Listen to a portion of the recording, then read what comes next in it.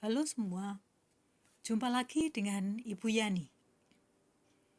Setelah kita belajar tentang peluang dan risiko usaha, maka tiba saatnya belajar bagaimana mengelola suatu usaha.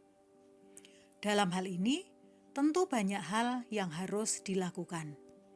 Salah satunya yang harus kita pelajari adalah bagaimana menerapkan dan mengelola dokumen administrasi usaha. Kenapa dokumen? Jawabannya adalah karena setiap transaksi yang dilakukan dalam suatu usaha itu harus didokumentasikan.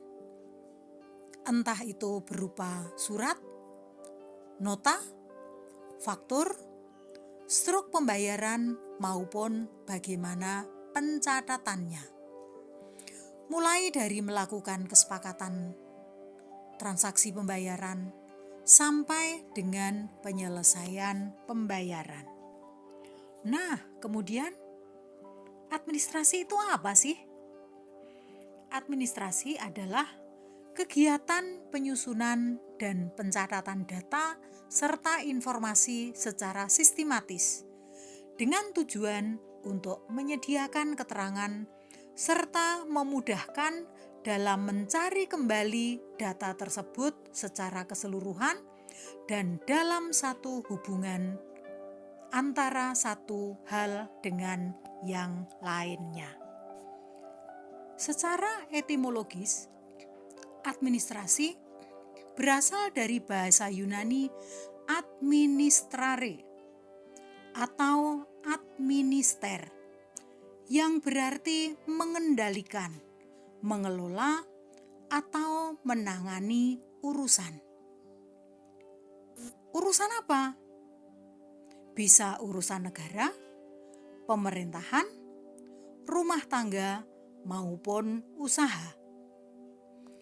Kemudian dalam hal ini ada banyak pengertian administrasi yang disampaikan oleh para ahli. Hal tersebut bisa kita cari sendiri dari berbagai sumber.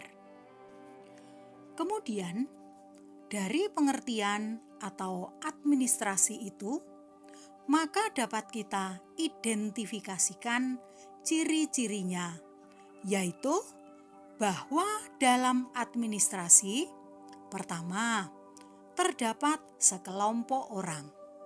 Kedua, ada sebuah kerjasama. Ketiga, ada tujuan yang hendak dicapai. Keempat, ada proses kegiatan usaha serta memiliki berbagai aspek, yaitu aspek kepemimpinan, bimbingan, serta pengawasan. Lalu apa fungsi administrasi?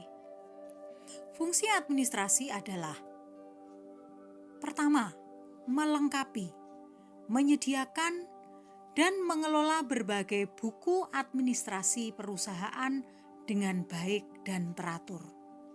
Fungsi berikutnya, mencatat berbagai alat perlengkapan kegiatan usaha ke dalam buku administrasi. Lalu, mengerjakan berbagai buku administrasi sesuai dengan ketentuan yang berlaku. Dan yang keempat, fungsinya adalah memelihara berbagai buku administrasi dengan baik dan benar. Ingat, dengan baik dan benar.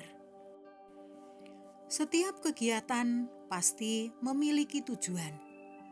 Nah, tujuan administrasi adalah: pertama, memonitor berbagai kegiatan dan mengendalikan usaha. Yang kedua, mengamankan jalannya usaha yang dikelolanya itu. Yang ketiga, mengevaluasi kegiatan usaha. 4. Menyusun program pengembangan usaha. Dan yang kelima, mengambil keputusan dalam rangka pengembangan dan pengendalian usaha. Lalu bagaimana pengaturan dalam pelaksanaannya? yaitu dengan mengelompokkan menjadi beberapa catatan. Antara lain adalah catatan dan dokumentasi tentang konsumen, pembeli, atau pelanggan.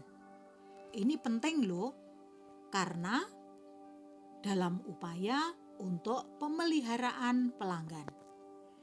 Kemudian, catatan pengarsipan dokumen perusahaan. Catatan dokumen inventaris barang dagangan. Catatan dokumen personalia atau kepegawaian.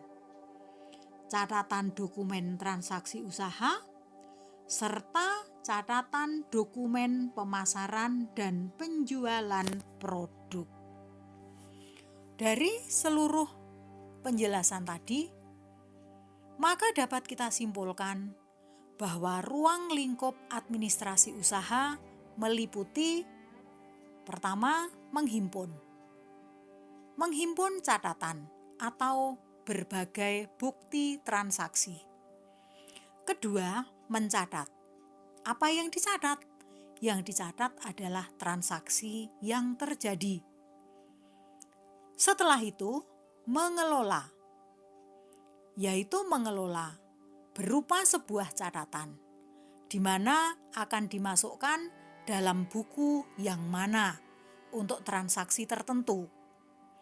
Kemudian setelah itu ada kegiatan mengirim kepada setiap bagian yang membutuhkan catatan tersebut.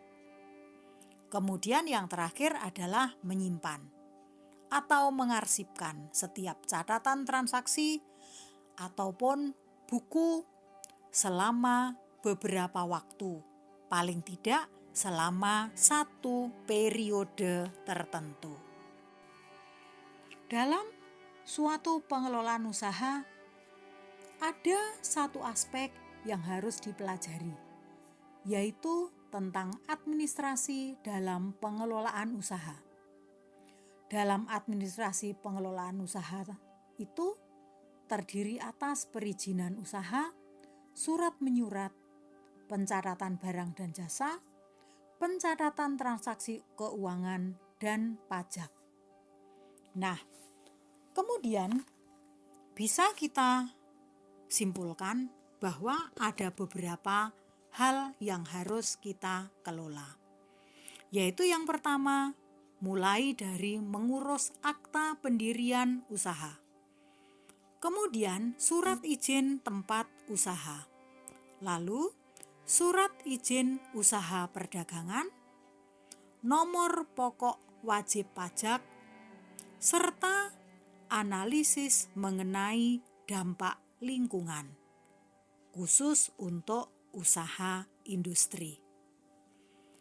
Baik, sampai di sini dulu pembahasan kita. Akan kita lanjutkan di waktu yang akan datang. Salam.